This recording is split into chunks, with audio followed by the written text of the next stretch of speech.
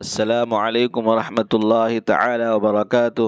بسم اللہ الرحمن الرحیم۔ صرف 5 منٹ کا مدرسہ قرآن و حدیث کی روشنی میں۔ نمبر 1، اسلامی تاریخ 9 محرم الحرام۔ حضرت ادریس علیہ السلام کے بارے میں۔ حضرت ادریس علیہ السلام مشہور نبی گزرے ہیں۔ وہ حضرت آدم علیہ السلام کی وفات سے تقریباً 100 سال بعد اور حضرت نوح علیہ السلام سے 1000 سال پہلے شہر بابل میں پیدا ہوئے۔ انہوں نے حضرت شیس علیہ السلام سے علم حاصل کیا، علم نجوم، علم حساب، سلائی، ناپ تول، اسلحہ سازی یعنی اسلحہ بنانے، اور فن تحریر یعنی کتابت لکھنے کے موجد اور بانی تھے۔ حضرت ادریس علیہ السلام بہت ساری زبانیں ان کے زمانے میں بولی جاتی تھی، اسی لیے اللہ تبارک و تعالیٰ نے حضرت ادریس علیہ السلام کو ڈھیر ساری زبانیں سکھائی۔ چنانچہ جو لوگ جس زبان میں بھی بات کیا کرتے تھے، حضرت ادریس علیہ السلام اسی زبان میں ان سے بات کرتے۔ قرآن پاک میں ان کا اس طرح ذکر کیا گیا ہے کہ وہ بڑے سچے تھے، صبر کرنے والے نبی تھے، ان کو قرب خدا بندی کا اونچا مرتبہ عطا کیا گیا تھا۔ مورخین نے آپ کے اخلاق کا تذکرہ اس طرح کیا ہے کہ جب بھی آپ گفتگو کرتے، سنجیدہ گفتگو کرتے، خاموش طبیعت تھے، چلتے وقت زمین پر نگاہ رکھتے اور بات کرتے وقت شہادت کی انگلی سے بار بار اشارہ فرماتے۔ پوری زندگی دعوت و تبلیغ میں گزار دی۔ نمبر 2، اللہ کی قدرت، چاند کے فوائد۔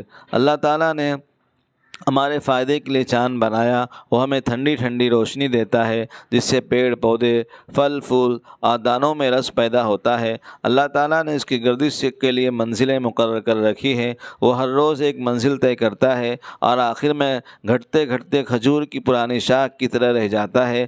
جہاں چاند کی روشنی اور اس کی گردش سے بے شمار دنیوی فائدے حاصل ہوتے ہیں، وہیں اس کے ذریعے عبادات اور حج وغیرہ کے اوقات بھی معلوم ہو جاتے ہیں۔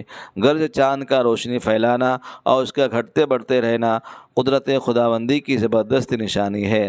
نمبر 3، ایک فرض کے بارے میں، 5 نمازیں ادا کرنا۔ رسول اللہ نے فرمایا، اللہ تعالیٰ فرماتا ہے کہ میں نے آپ کی امت پر 5 نمازیں فرض کی ہیں۔ اگر اس بات کا عہد کر لیا ہے کہ جو شخص 5 نمازوں کو وقت پر ادا کرے تو میں اس کو جنت میں داخل کر دوں گا، اور جو اسے پابندی نہیں کرے گا اس کے لیے میرے پاس کوئی وعدہ نہیں۔ نمبر 4، ایک سنت کے بارے میں، گردن کا مسح کرنا۔ حضرت طلحہ اپنے دادا سے روایت کرتے ہیں، وہ بیان فرماتے ہیں کہ انہوں نے رسول اللہ کو وضو کرتے ہوئے دیکھا۔ آپ نے سر کا مسح کیا اور پھر دونوں ہاتھوں کو مسح کرتے ہوئے گدی پر پھیرا۔ نمبر 5، ایک اہم عمل کی فضیلت۔ رسول اللہ نے فرمایا، جس نے ماہ محرم میں 1 دن کا روزہ رکھا تو اس کو ہر روزے کے بدلے 30 دن کے روزے کا ثواب ملے گا۔ نمبر 6، گناہ کے بارے میں، شراب پینا۔ حضرت ابن عمر رضی اللہ عنہ فرمایا، اگر کوئی شخص شراب پی کر نشے کی حالت میں مر گیا تو گویا کہ وہ کافر مرا۔ نمبر 7، دنیا کے بارے میں۔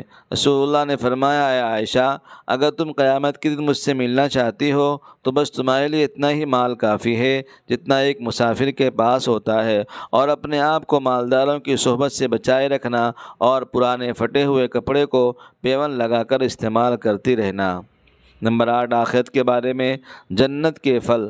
قرآن میں اللہ تعالیٰ فرماتا ہے، جنت میں لوگوں کی یہ حالت ہوگی کہ ان پر جنت کے درختوں کے سائے جھکے ہوئے ہوں گے اور جنت کے پھل ان کے اختیار میں دے دیے جائیں گے، یعنی جہاں سے جو پھل کھانا چاہیں گے کھائیں گے۔